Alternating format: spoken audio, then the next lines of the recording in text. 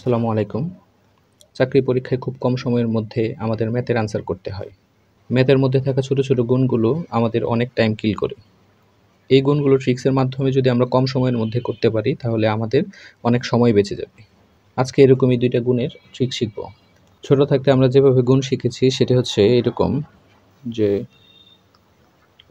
আমরা এই ১৫ হচ্ছে ১২ দিয়ে যখন গুণ করেছি তখন আমরা এই ৫ কে প্রথমে ২ দ্বারা গুণ করেছি, তারপর এই ১ কে হচ্ছে ২ দ্বারা গুণ করেছি।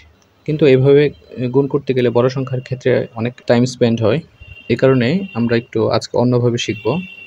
যেমন আমরা যদি ১৫ কে হচ্ছে ১২ দিয়ে গুণ করি তাহলে এই ১৫ কে প্রথমে আমরা এই ২ দ্বারা গুণ করব। ১৫ কে ২ দ্বারা গুণ করলে হয় ৩০, ৩০ এর হচ্ছে ০, আমাদের ক্যারি থাকে হচ্ছে ৩। তারপর এই ১৫ কে আবার ১ দ্বারা গুণ করব। ১৫ কে ১৫ আর ৩ হচ্ছে ১৮। খুব সহজে আমরা করতে পারলাম। এরকম আরেকটি উদাহরণ দেখি আমরা। ১৮ কে আমরা ১৩ দ্বারা গুণ করি। প্রথমে আমরা এই ১৮ কে হচ্ছে ৩ দ্বারা গুণ করব। ৩ দিয়ে ১৮ গুণ করলে হয় ৫৪। এই ৫৪ হচ্ছে ৪, আমাদের ক্যারি থাকে ৫। তারপর এই ১৮ কে আবার ১ দ্বারা গুণ করব। ১৮ কে ১৮ আর ৫ হচ্ছে এই হচ্ছে ২৩।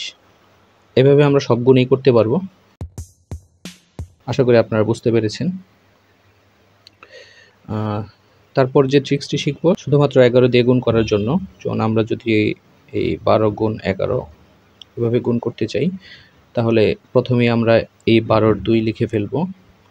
তারপর এই ২ এবং ১ এই ২টা হচ্ছে যোগ করে দিব। ২ আর ১ হচ্ছে ৩। তারপর হচ্ছে এই ১ বসিয়ে দিব। তাহলে আমাদের উত্তর হয়ে গেল। চলুন আরেকটা ট্রাই করি।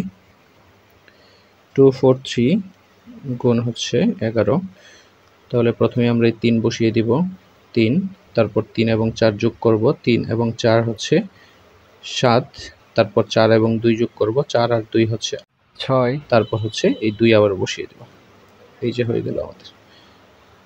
তো এইভাবে আমরা যে কোনো বড় গুণ ইজিলি করতে পারি। আশা করি আপনারা বুঝতে পেরেছেন। সবাইকে ধন্যবাদ।